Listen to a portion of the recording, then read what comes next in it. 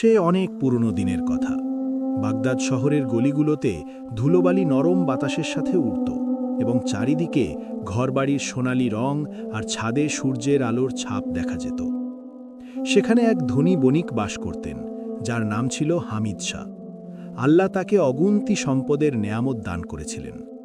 বাড়ি, জমি, সম্পত্তি সব কিছুর প্রাচুর্য ছিল। কিন্তু সন্তানের দিক থেকে তার কপালে কেবল একটি ছেলের ভাগ্য জুটেছিল, যার নাম ছিল শাহজাদ। হামিদ শাহ তার একমাত্র পুত্রকে গভীরভাবে ভালোবাসতেন, কিন্তু ভালোবাসার পাশাপাশি তিনি শাহজাদের শিক্ষায় বা তরবিয়তে কখনো কোনো ত্রুটি রাখেননি। তিনি প্রায়শই তার ছেলেকে জীবনের নীতি বোঝাতে গিয়ে বলতেন, বাবা, এই যে সম্পদ তুমি দেখছ, এ তো জলের বুদবুদের মতো, আজ আছে কাল নেই। দুনিয়া কারও বিশ্বস্ত নয়, আজ হাসায় কাল কাঁদিয়ে দেয়। আসল সম্পদ হল জ্ঞান আর বিচক্ষণতা। শাহজাদ ছোটবেলা থেকেই বাবার উপদেশ মন দিয়ে শুনত। সময় কাটতে থাকল এবং শাহজাদ যুবক হল। তার মন আর মস্তিষ্কে এখন পৃথিবীর বাস্তবতা ধীরে ধীরে জায়গা করে নিচ্ছিল।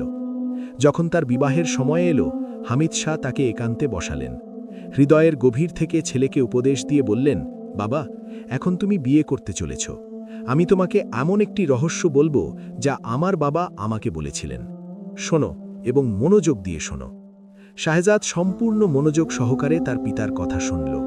হামিদ শাহ গাম্ভীর্যের সাথে এগিয়ে বললেন, তুমি যে মেয়েকেই বিয়ে করো না কেন, প্রথম রাতে তাকে একটি প্রশ্ন অবশ্যই করবে। এমন কখন হয় যে 1 টাকা 2 টাকার চেয়েও বেশি মূল্যবান হয়ে যায়? যদি সে সঠিক উত্তর দেয়, তবে বুঝে নেবে সে বিচক্ষণ এবং ধর্মপরায়ণ নারী। কিন্তু যদি সে উত্তর দিতে না পারে, তবে বাবা, কিছু না ভেবেই তাকে তালাক দিয়ে দিও। এই উত্তর কেবল সেই নারীই জানে যে জ্ঞানী এবং খোদাভীরু হয়। শাহজাদ মাথা নেড়ে পিতার কথা মেনে নিল, যদিও বিষয়টি তার কাছে কিছুটা অদ্ভুত এবং কঠিন মনে হল। কয়েকদিন পর হামিদ শাহ শাহজাদের বিয়ের জন্য প্রতিবেশী এক সম্ভ্রান্ত পরিবারের মেয়েকে মনোনীত করলেন। বিয়ের রাতে কনের সুন্দর আগমনে অনুষ্ঠান আলোকিত হয়ে উঠল।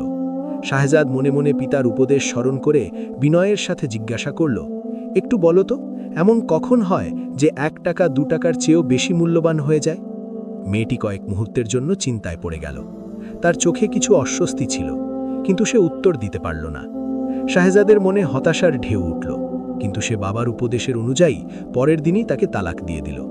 মেয়েটি নিজের বাড়িতে ফিরে গেল এবং শাহজাদ মনে মনে তার এই সিদ্ধান্তের উপর চিন্তা করতে থাকল। কয়েক মাস পর আরেকটি বিয়ের প্রস্তাব এলো। শাহজাদ মনে মনে স্থির করল যে এবারও সে একই প্রশ্ন করবে। বিয়ের রাতে একই দৃশ্য পুনরাবৃত্তি হল এবং ফলাফলও একই হল। দ্বিতীয় স্ত্রীও উত্তর দিতে পারল না এবং তালাক পেল। এবার শাহজাদের মনে দুশ্চিন্তা জায়গা করে নিল। তার মনে হলো প্রশ্নটি হয়তো সহজ নয় এবং নারীরা সবসময় প্রত্যাশা অনুযায়ী উত্তর দিতে পারে না। একদিন শাহজাদ তার দোকানে বসেছিল, যখন হঠাৎ একটি সুন্দরী মেয়ে দোকানে প্রবেশ করল। তার চোখে অদ্ভুত এক দ্যুতি ছিল, যেন জ্ঞানের আলো তার ভেতর থেকে ঝিলিক দিচ্ছিল। শাহজাদ তাকে দেখেই থেমে গেল। আপনার কি দরকার? শাহজাদ বিনয়ের সাথে জিজ্ঞাসা করল। মেয়েটি হেসে বলল, কিছু জিনিস দরকার ছিল, আমার নাম নার্গিস। সেদিন থেকে নার্গিস প্রায়শই দোকানে আসতে শুরু করল। তাদের মধ্যে কথাবার্তা বাড়তে লাগল এবং শাহজাদ তার বুদ্ধিমত্তা ও সৌন্দর্যে মুগ্ধ হল। মনে ভালোবাসা জাগল এবং সে ভাবল, এবার আমি নার্গিসকেই বিয়ে করব এবং এইবার আমি সেই বোকার মতো প্রশ্নটি করব না, আল্লাহ যা চাইবেন তাই হবে। কিন্তু বিয়ের পর শাহজাদের অভ্যাস তাকে বাধ্য করল এবং সে ইতস্তত করে নার্গিসকে সেই প্রশ্নটি জিজ্ঞাসা করল। নার্গিস নীরবতা অবলম্বন করল, উত্তর দিল না। মন ভারী হল, কিন্তু এবার শাহজাদ ভালোবাসার কারণে তার সঙ্গ ছাড়তে প্রস্তুত ছিল না। সে তালাক দিল না। যখন হামিদ শাহ জিজ্ঞাসা করলেন, বাবা, তোমার স্ত্রী কি উত্তর দিল?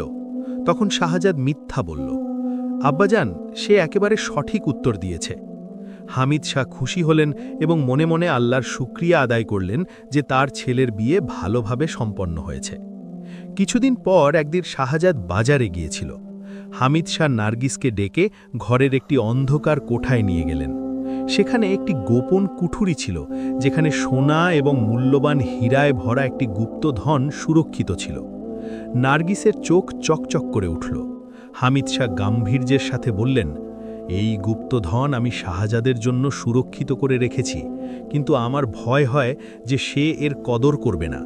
এই গোপন কথাটি কেবল আমার আর তোমার মধ্যে থাকবে। শাহজাদকে তখনই দেখাবে যখন প্রকৃত প্রয়োজন হবে। আমি তোমার উপর ভরসা করি। নার্গিস ওয়াদা করল যে সে রাজটি সুরক্ষিত রাখবে এবং শাহজাদের প্রতি বিশ্বস্ত থাকবে। মনে একটি ছোট্ট লোভ জাগল, তবে সে শ্বশুরমশাইয়ের বিশ্বাসের প্রতি বিশ্বস্ত থাকার সংকল্প করল। সময় কাটতে থাকল এবং নার্গিস তার শ্বশুরের সেবায় কখনো কোনো ত্রুটি রাখত না। তার আচরণে সবসময় একটি কৃত্রিম নম্রতা ও বাধ্যতার ঝলক দেখা যেত। সে শাহজাদের সামনেও নম্রতা ও আদবের সাথে উপস্থাপন করত এবং সব কথা সামলে রাখত। হামিদ শাহ তার উপর সম্পূর্ণ ভরসা করে নিয়েছিলেন। মনে মনে তিনি সন্তুষ্ট ছিলেন যে মেয়ের মতোই নার্গিস তার জায়গায় অটল আছে এবং শাহজাদের খেয়াল রাখবে। কিন্তু হামিদ শাহ এই পৃথিবী ছেড়ে যেতেই নার্গিস তার আসল চেহারা দেখানো শুরু করল। এখন সে শাহজাদের কাছে সব সময় টাকা, গয়না এবং নতুন কাপড়ের দাবি করত। তার প্রতিটি কথায় একটি লুকানো লোভ আর স্বার্থপরতা ঝিলিক দিত। শাহজাদ তার স্ত্রীকে খুব ভালোবাসত, তাই কখনো অস্বীকার করত না। নার্গিস যা চাইত সে বিনা দ্বিধায় দিয়ে দিত। কিন্তু এই উদারতা শীঘ্রই দুজনের জন্য উদ্বেগের কারণ হয়ে উঠল। নার্গিসের আকাঙ্ক্ষা এবং দাবির তীব্রতার কারণে কয়েক মাসের মধ্যেই হামিদ শাহের রেখে যাওয়া সমস্ত সম্পদ শেষ হয়ে গেল। প্রতিটি সোনা, প্রতিটি গয়না, প্রতিটি টাকা নার্গিসের আকাঙ্ক্ষা অনুযায়ী ব্যবহৃত হল।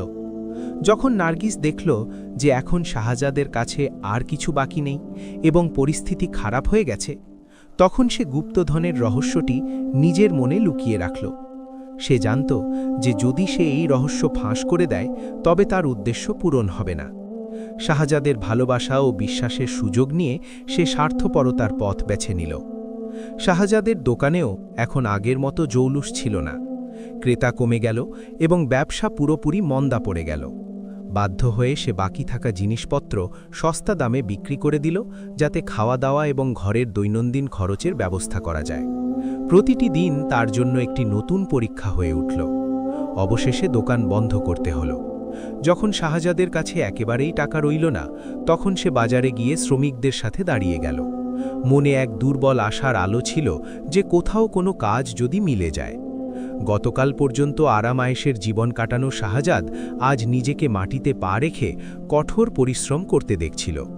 মনে আফসোস আর অসহায়ত্বের ঢেউ উঠছিল। নার্গিস এই অবস্থা দেখে আরও নির্লজ্জ হয়ে গেল।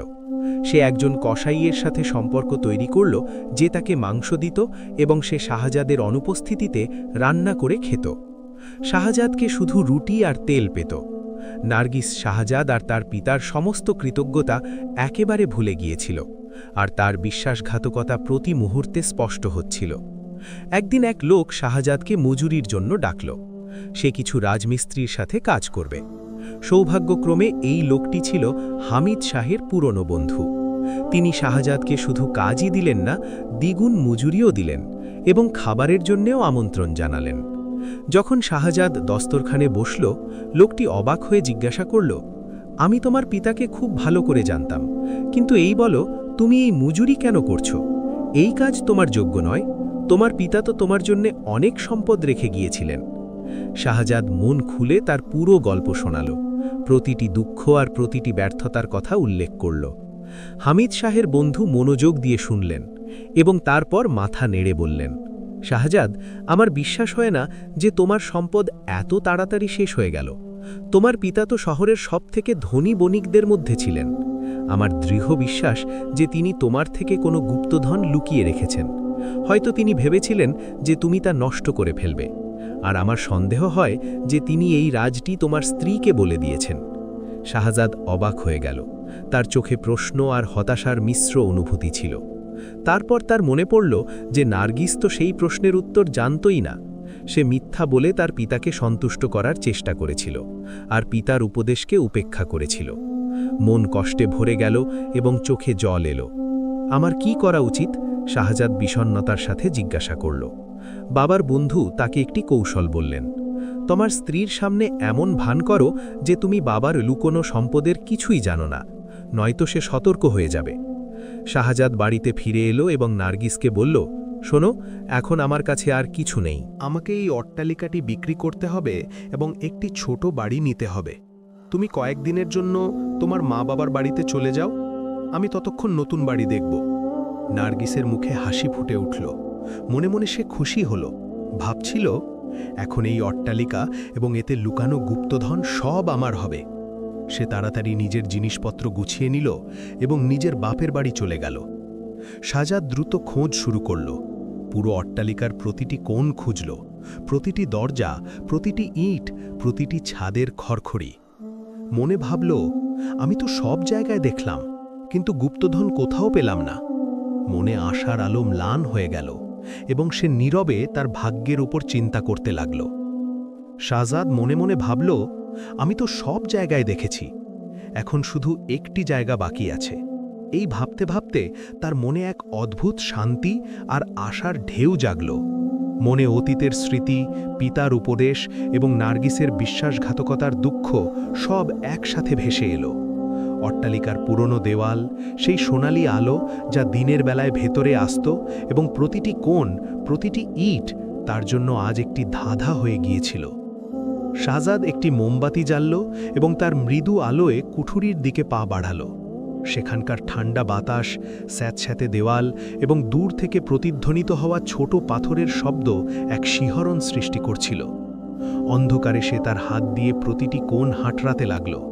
দেওয়াল ঠান্ডা এবং ভেজা মনে হচ্ছিল, আর প্রতি পদক্ষেপে বুক ধড়ফড় করছিল।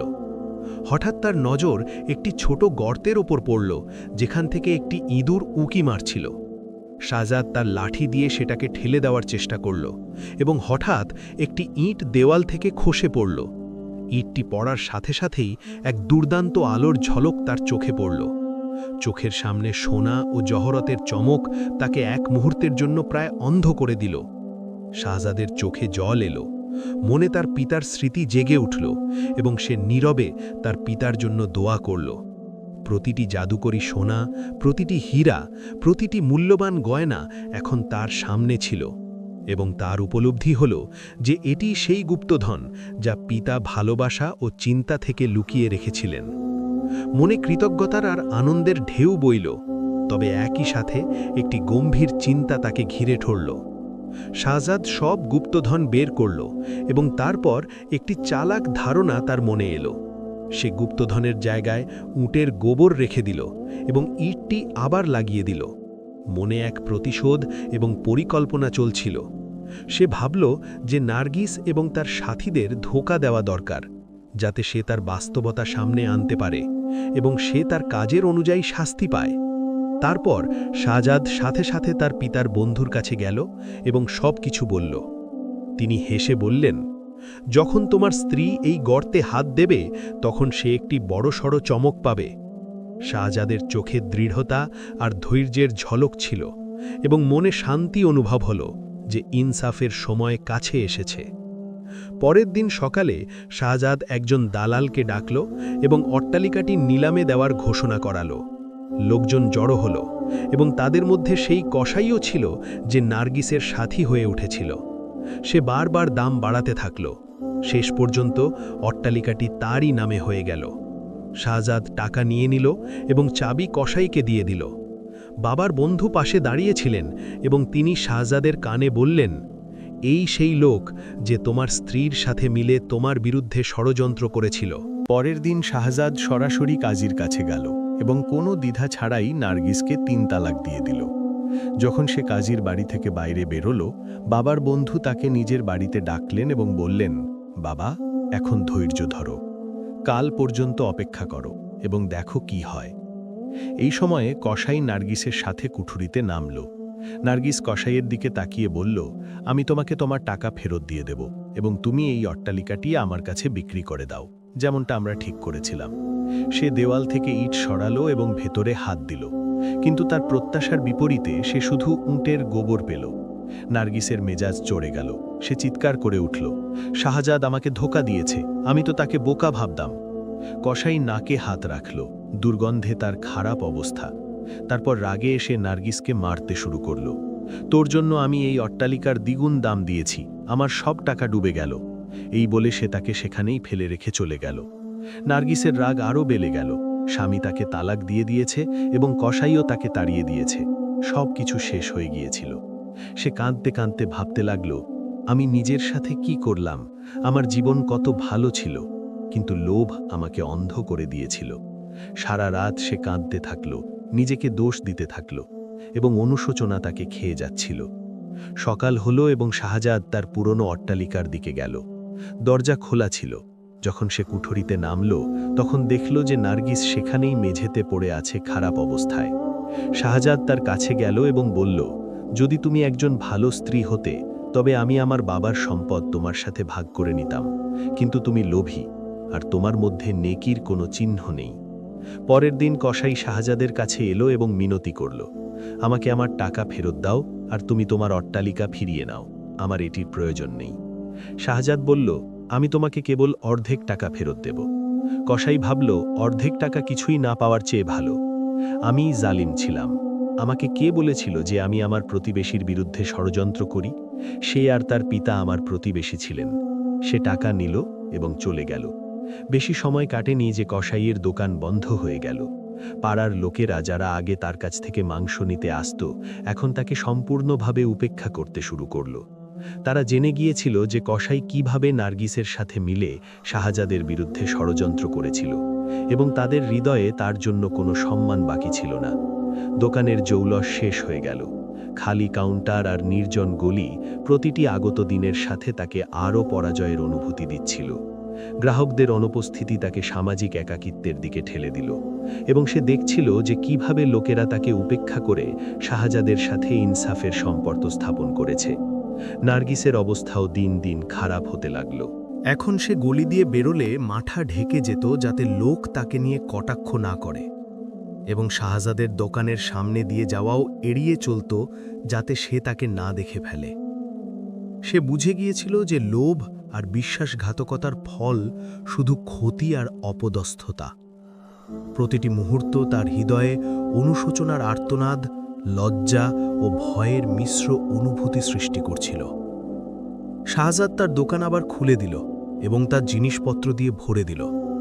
আকর্ষণীয় বিষয় ছিল যে সে তার পিতার গুপ্তধন থেকে একটি টাকাও খরচ করেনি। সে যে টাকা ব্যবহার করেছিল তা কসাইয়ের বোকামি থেকে পাওয়া গিয়েছিল, আর প্রতিটি জিনিস কেনাবেচা সেই বিচক্ষণতা আর ধৈর্যের কারণেই সম্ভব হয়েছিল, যা সে পিতার কাছ থেকে শিখেছিল। দোকানের জৌলুস আবার ফিরে এলো। লোকজন আসা যাওয়া শুরু করল এবং মহল্লায় শাহজাদের স্থান আরও একবার মজবুত হল। শাহজাদ আর তার পিতার বন্ধুর মধ্যে বন্ধুত্ব আরও গভীর হয়ে উঠেছিল। দুজনে মিলে ব্যবসা শুরু করলেন, পুরনো বাড়ি কিনলেন, সেগুলোকে নতুন করে তৈরি করে বিক্রি করলেন, এবং ধীরে ধীরে সম্পদ বাড়তে লাগল। কিন্তু শাহজাদ বিয়ে করতে অস্বীকার করতে থাকল। সে নার্গিসের বিশ্বাসঘাতকতা কখনো ভুলতে পারত না। তার মনে প্রতিবার নার্গিসের লোভ আর বিশ্বাসঘাতকতার ছবি ভেসে উঠত, এবং তার মনে পড়ত যে কিভাবে সে তার পিতার উপদেশ উপেক্ষা করেছিল। সে জানত যে ভালোবাসা এবং সৎ উদ্দেশ্য কখনো বিশ্বাসঘাতকতার সাথে চলতে পারে না। একদিন শাহজাদ তার পিতার বাড়িতে গেল। বাড়ির উষ্ণ পরিবেশে প্রবেশ করতেই সে অনুভব করতে পারল যে এটি ভালোবাসা আর আন্তরিকতায় ভরা পরিবেশ। বন্ধু খুব খুশি হয়ে তাকে অভ্যর্থনা জানালেন। এসো বাবা, বসো, তোমাকে দেখে খুব খুশি হলাম।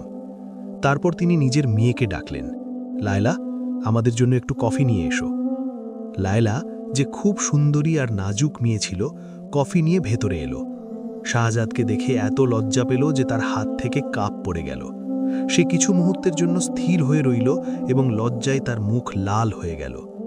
সে বুঝতে পারছিল না কি করবে, কিন্তু তার লজ্জা আর বিনয় তাকে প্রতিটি মুহূর্তে নরম আর নিষ্পাপ রাখল।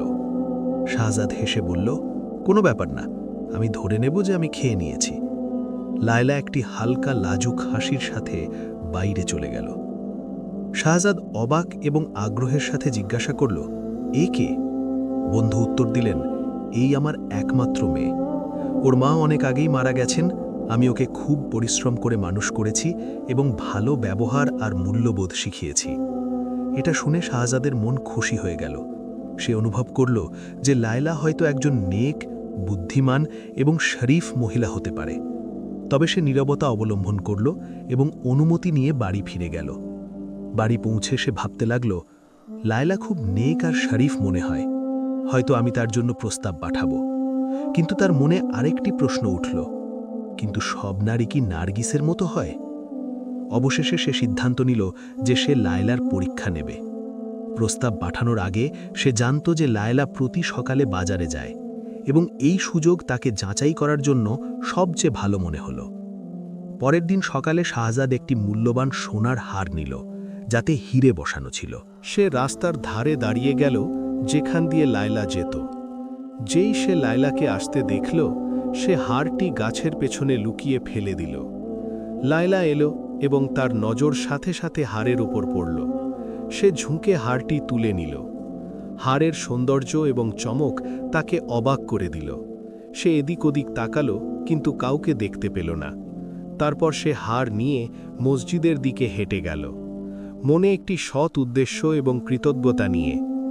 এই মুহূর্তটি শাহজাদের জন্যেও বিশেষ ছিল। সে অনুভব করল যে ধৈর্য, জ্ঞান এবং সততার সাথে প্রতিটি কাজ করা মানুষকে সফলতা ও শান্তি দিতে পারে। নার্গিসের বিশ্বাসঘাতকতা এবং কসাইয়ের নিষ্ঠুরতা তাকে শিক্ষা দিয়েছিল, এবং এখন সে ভবিষ্যতে তার জীবনের প্রতিটি সিদ্ধান্তে বুদ্ধিমান এবং সতর্ক মনোভাব অবলম্বন করবে। যখন লায়লা হার নিয়ে মসজিদে পৌঁছল, তখন সকালের নরম রোদ গলিগুলোতে সোনালি কিরণের মতো ছড়িয়ে পড়ছিল। তার হাতে হারের চমক আর তার মুখের নিষ্পাপ হাসি পুরো রাস্তাকে আলোকিত করে তুলেছিল। প্রতিটি পদক্ষেপের সাথে সে হালকা হালকা শ্বাস নিচ্ছিল, মনে এক অদ্ভুত খুশি আর অসম্পূর্ণ ভয়ের মিশ্র অনুভূতি নিয়ে। রাস্তায় সে কখনো নিজের চুল ঠিক করত, কখনো হারের সুন্দর হীরা দেখে হাসত এবং কখনো নিজের হাতে হারটিকে শক্ত করে ধরে রাখত, যেন এটি পৃথিবীর সবচেয়ে মূল্যবান জিনিস। মসজিদের দরজার কাছে পৌঁছতেই তার হৃৎস্পন্দন দ্রুত হল। সে ইমাম সাহেবের সামনে থামল এবং হারটি আস্তে করে তার হাতে দিল। চোখে বিনয় আর আন্তরিকতা ছিল এবং তার কণ্ঠস্বর নরম কিন্তু দৃঢ় ছিল। হযরত, এই হারটি আমি রাস্তায় পেয়েছি। যদি এর মালিক আসে তবে তাকে ফিরিয়ে দেবেন, আর যদি কেউ না আসে তবে এটিকে গরিবদের মধ্যে সদকা করে দেবেন। ইমাম সাহেবের মুখে এক শান্তি আর খুশির ঝলক দেখা গেল। তিনি হাত তুলে দোয়া করলেন, আল্লাহ তোমার প্রতিপালনে বরকত দিক বেটি। শাহজাদ, যে একটু দূরে দাঁড়িয়েছিল, সেই সব কিছু দেখছিল। তার মনে এক আনন্দের ঢেউ উঠল। সে অনুভব করল যে লায়লার মধ্যে শুধু রূপ আর সৌন্দর্যই নয়, বরং ভালো ব্যবহার, সততা এবং আল্লাহর ভয়ও আছে। হৃদয়ের ভেতরে শান্তি ও সন্তুষ্টির অনুভূতি সৃষ্টি হল। তার হৃৎস্পন্দন সেই মুহূর্তের সাথে এক ছিল এবং সে নীরবে দোয়া করতে থাকল যে আল্লাহ তাকে সঠিক পথে রাখুন। লায়লা যখন ফিরে যেতে শুরু করল, তখন শাহজাদ পা বাড়াল এবং তার সামনে এসে বলল, এই হারটি আমার, এর আকার এবং চিহ্ন এই। কিন্তু আমি আজ যা দেখেছি, এরপর এই হারটি তোমার মোহর, আর আমি এর থেকেও বেশি দেব যাতে তোমার পিতা রাজি হয়ে যান। লায়লার মুখে বিস্ময় আর খুশির ঝলক দেখা গেল। সে কিছুক্ষণ স্থির হয়ে রইল, তারপর একটি নরম হাসির সাথে মাথা নেড়ে সম্মতি দিল। শাহজাদ সিদ্ধান্ত নিল যে সে লায়লাকে বাড়ি পর্যন্ত পৌঁছে দেবে, যাতে সে একা না যায়। লায়লার পিতা যখন নিজের মেয়েকে শাহজাদের সাথে আসতে দেখলেন, তখন হেসে বললেন, শোনো বাবা, যদি তুমি লায়লাকে বিয়ে করতে চাও তবে আমি রাজি আছি। শাহজাদ বিনয়ের সাথে উত্তর দিল, জি, এটাই আমার ইচ্ছা। লায়লার পিতা হেসে বললেন, কিন্তু আমার মেয়ের মোহর খুব ভারী। আমার শর্ত এই যে তুমি তোমার পিতার কাছ থেকে উত্তরাধিকার সূত্রে পাওয়া সব সোনার সম্পদ মোহর হিসেবে তাকে দেবে। শাহজাদ কোনো দ্বিধা ছাড়াই বলল, আল্লাহর কসম, লায়লার জন্য কোনো জিনিস দামি নয়। যা আমি আজ দেখেছি, এরপর তো আমি সব কিছু দিতে প্রস্তুত। লায়লার পিতা খুশি হয়ে আসলেন, আমি তো শুধু এই দেখতে চেয়েছিলাম যে তুমি ওকে কতটা ভালোবাসো। আমিও আমার একমাত্র মেয়ের জন্য সময়ের উত্থান পতন থেকে ভয় পাই। মোহরের জন্য তো এই হারই যথেষ্ট, বরং এর থেকেও বেশি। বিয়ের রাতে শাহজাদ তার নতুন স্ত্রীকে সেই প্রশ্নটি জিজ্ঞাসা করল যা তার পিতা তাকে শিখিয়েছিলেন। লায়লা, বলো, এমন কখন হয় যে 1 টাকা 2 টাকার চেয়েও বেশি মূল্যবান হয়ে যায়? লায়লা হেসে বিচক্ষণতার সাথে উত্তর দিল, যখন সেই টাকা হালাল রোজগারের হয় এবং তাকে সঠিক জায়গায় খরচ করা হয়। শাহজাদের মুখে আনন্দের ঢেউ বয়ে গেল। সে বলল, সুবহান আল্লাহ। আল্লাহ এই লিখেছিলেন যে আমি তোমার আগে 3 জন মেয়েকে বিয়ে করি যাতে অবশেষে তোমাকে পেতে পারি। তুমি আমার উদাস মনের দরজায় কড়া নেড়েছ এবং আমার অনুভূতিতে অধিকার করে নিয়েছ। আমি তো ভাবতে শুরু করেছিলাম যে সব নারী একরকম হয়। এরপর শাহজাদ আর লায়লা সুখ, শান্তি আর ভালোবাসার সাথে জীবন কাটাতে লাগল। আল্লাহ তাদের পুত্র আর কন্যা দান করলেন। শাহজাদ বড় বণিক হয়ে গেল এবং সে বুঝতে পারল যে তার পিতার উপদেশ সোনার থেকেও মূল্যবান ছিল, কারণ সেই ছিল জ্ঞান, চরিত্র এবং সঠিক সিদ্ধান্তের সম্পদ যা মনকে শান্তি এবং জীবনকে নির্দেশনা দেয়।